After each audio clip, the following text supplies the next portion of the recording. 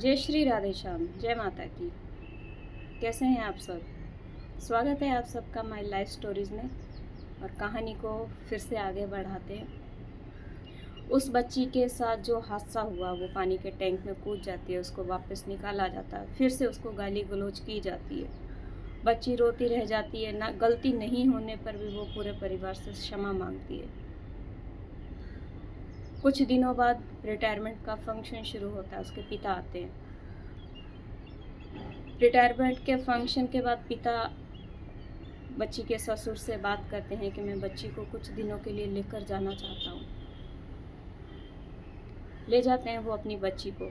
जब बच्ची की सेहत को देखते हैं तो पिता को दुख होता है कि मेरी बच्ची इतनी दुबली पतली हो गई है। वहाँ ले जाकर वो डॉक्टर को चेकअप करवाते हैं बच्ची का। डॉक्टर बोलते हैं कि कमज़ोरी है, ट्रीटमेंट शुरू करते हैं, कुछ खाने पीने का ख्याल रखते हैं। पिता खुद अपनी बच्ची को अपने हाथों से खाने पीने का सामान देता है। उनको पता है कि बच्ची मुझे बता नहीं रही है, पर अंदर ही अंदर कुछ इसको तकलीफ़ है। पूछा करते थे पिता उससे, इतनी कमज़ोर कैसे हो गई है, सास परेशान तो नहीं करती? तो बेटी नहीं बताती थी, नहीं पापा सब ठीक है। थोड़ा बहुत पता होता था कि हाँ थोड़ा बहुत कहती हैं, घर गृहस्थी में थोड़ी बहुत बातें चलती रहती हैं। और पिता को भी कहीं लगता था कि लाड़ प्यार से बड़ी हुई है, तो ससुराल में तो थोड़ा बहुत बच्चे को सहन करना ही पड़ता है। कुछ ऐसे सोच समझ कर बातों को शांत कर दिया जाता था। अक्सर पिता पूछा करते थे, मैं तुझे खर्ची का जो पैसा देता हूँ बेटा, तुम उससे कुछ खा पी लिया करो, अपनी सेहत का ध्यान रखा करो। बच्ची के पास कोई जवाब नहीं होता था, क्योंकि उन पैसों से वो उन लोगों के डर के कारण वो सामान मंगा लिया करती थी। कभी कभी तो ऐसा भी बोल दिया जाता था उस बच्ची को कि पूरी रात तुम हस्बैंड वाइफ पंखा लाइट चलाते हो, बिजली का बिल तुम्हारा बाप भरेगा। जब बिजली का बिल आया करता था, उस बच्ची को बोला जाता था बिजली के बिल के पैसे दो, तो उस बच्ची को ही वो बिजली का बिल भरना होता था। तो ये बातें बच्ची मायके में नहीं बताती। उसके पिता पूछते हैं कि जो मैं तुम्हें खर्ची के पैसे देता हूँ वो कहाँ जाते हैं? अब बच्ची क्या अपने पिता को ऐसे कहे कि मेरे साथ ऐसा हो रहा है, नहीं कह पाती थी वो। उसने झूठ बोलना शुरू किया कि पापा मेरे ससुर जी ने मेरा अकाउंट खुलवा दिया है, उसमें वो मेरे सारे पैसे जमा कर देते हैं। पर पता नहीं क्यों पिता हंस पड़े, एक अलग ही उनकी हंसी थी। उनको लगा कि बेटी ने झूठ बोल दिया। उनको पता चल गया, बिना कुछ कहे पता चला। बच्ची आंखें चुराती हुई साइड में हो जाती है, किसी काम में लग जाती है।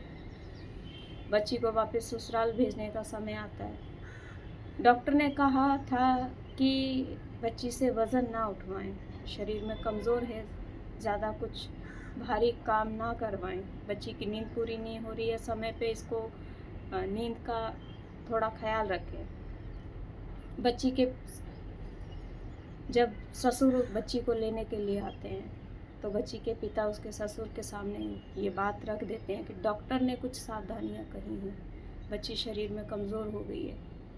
तो उसके ससुर एक बात कहते हैं, काम करना पड़ता है इसलिए ये रोती रहती है। उनको नहीं पता होता है कि उसकी सास कैसे कैसे परेशान करती है। ससुर अनजान थे। ससुर के कानों में सिर्फ एक ही आवाज़ डाली जाती थी कि ये काम के लिए रोती रहती है, इसको काम करना पड़ता है इसलिए ये रोती है।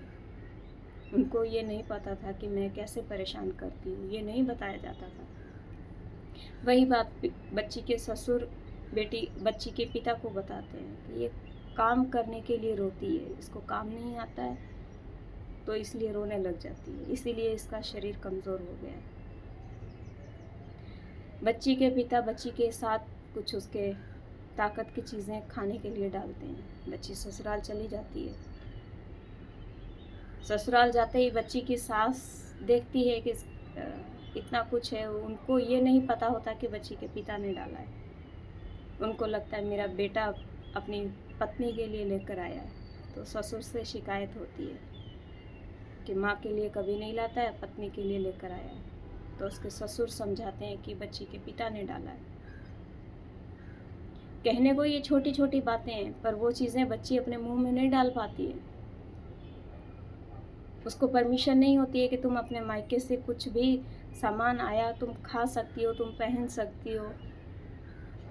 किसी भी तरह का कोई सामान वो बच्ची अपने लिए काम में नहीं ले सकती थी।